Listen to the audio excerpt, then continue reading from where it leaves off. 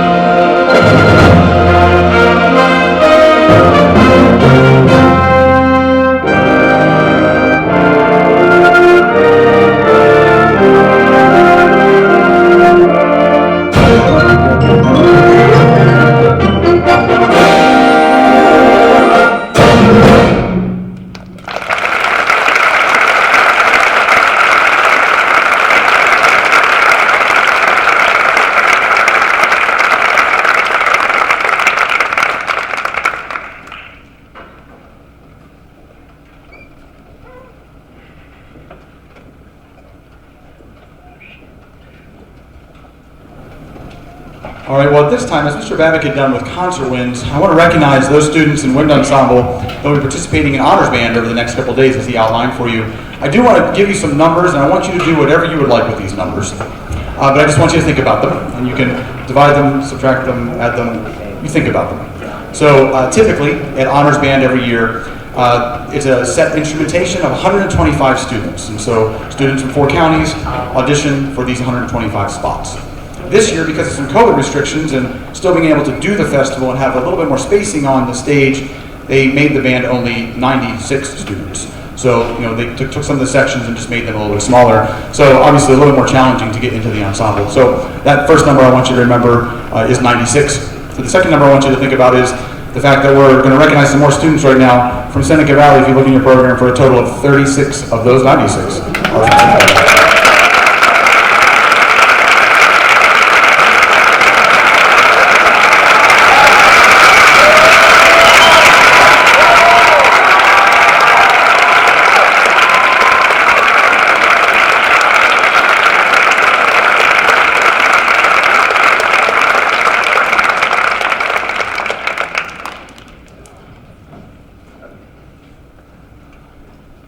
We're now going to play for you Irish tune from County Derry by Percy Granger. Many of you will recognize this as the folk song, "O Danny Boy."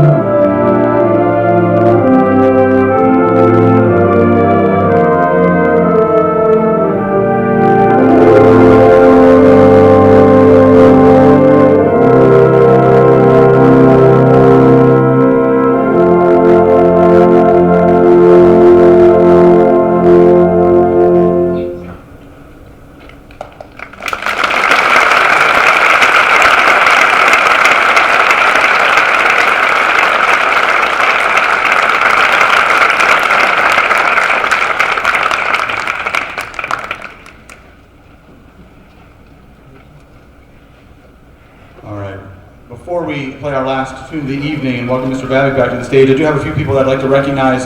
One is, if you were at our jazz concert last week, I recognized a couple of our artists in residence. And we have one that works with our percussionist on a weekly basis as part of this program. His name is PJ Gatch. He also is on staff with our marching band. I want to make sure that we recognize him. He's done tremendous work with our percussionist. So can we have a round of applause for PJ Gatch?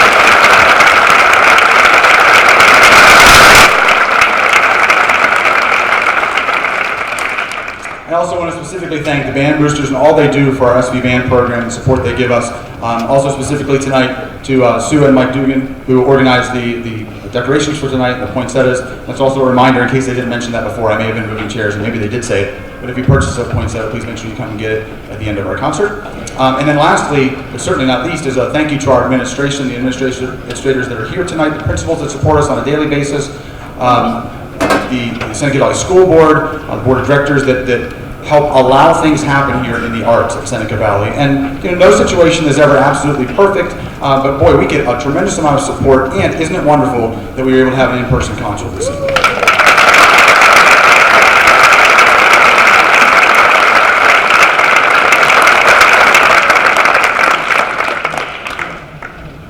And so now, without further ado, let's welcome Mr. Babic back to the stage and finish with Christmas Festival.